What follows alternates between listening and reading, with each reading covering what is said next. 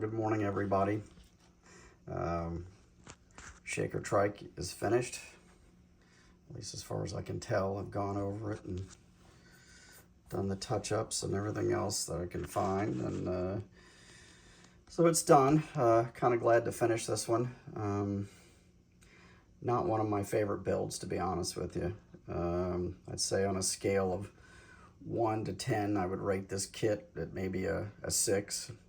It's cool because it's vintage, but it's just, you know, kind of the typical MPC kit. It's just not great. And I think really, as subject matter, it's kind of a weird one. I know Carl Casper, I mean, he did some great cars, but probably should have stuck with cars. I know the V8 Trike thing was a thing. Roth started that right after he got out of the car thing, and a lot of people kind of tried to jump on the bandwagon, but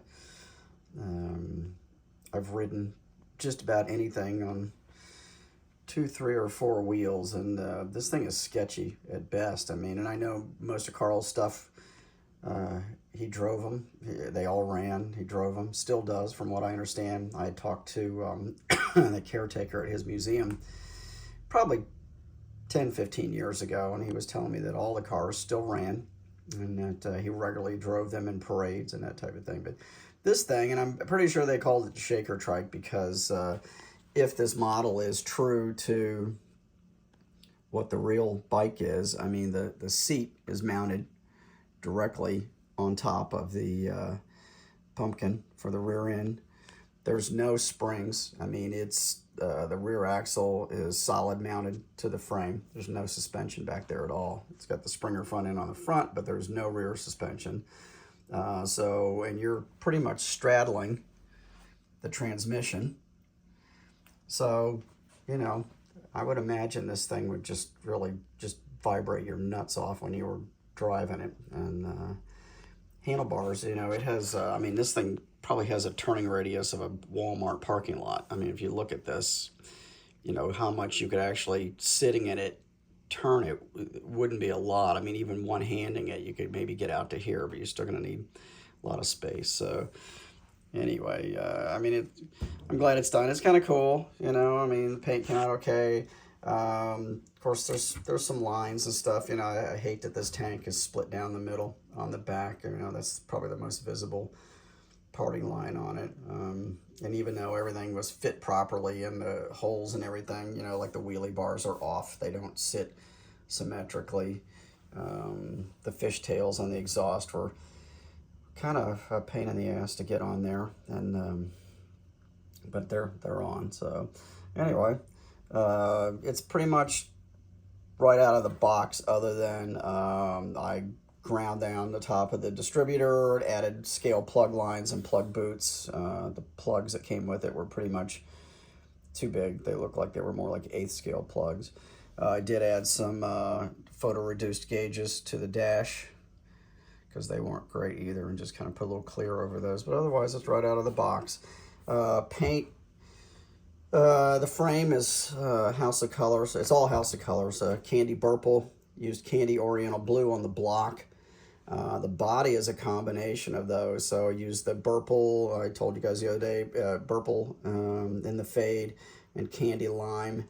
That kind of gives you that kind of iridescent look here where I faded the edges a little bit. So you kind of get that kind of rainbowy kind of look to it.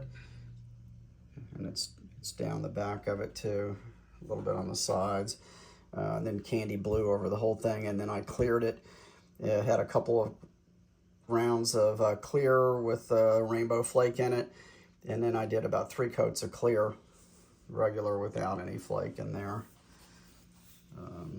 I mean, I guess it's kind of cool, but it's just not my favorite. So I did build this as a kid, just kind of straight out of the box thing. I don't even think I painted it back then, but it's okay, I guess. But after building the Evil Iron, which I really liked the way that turned out, I don't know, maybe it's just a hard act to follow for me, but kind of get in there. So it's not bad. Anyway, strike that one off the list and move on to the next thing. And the 8th scale Corvette is back on my workbench. So you'll be seeing some work on that upcoming. I've pretty much figured out the paint now on it, changed gears on that. It's not going to be candy red. I think I'm going to go with the main color is going to be the candy oriental blue like is on the block of this, but it's going to have a lot more color all over it with some graphics. But anyway, so Shaker Trike, it's an odd kit. You might enjoy it. It's not too bad overall to put together. But yeah, so that's that one. All right. We'll let you guys get back to what you're doing, and I'm going to have another post for you here in just a bit with another Halloween build. So I'll see you in just a few minutes.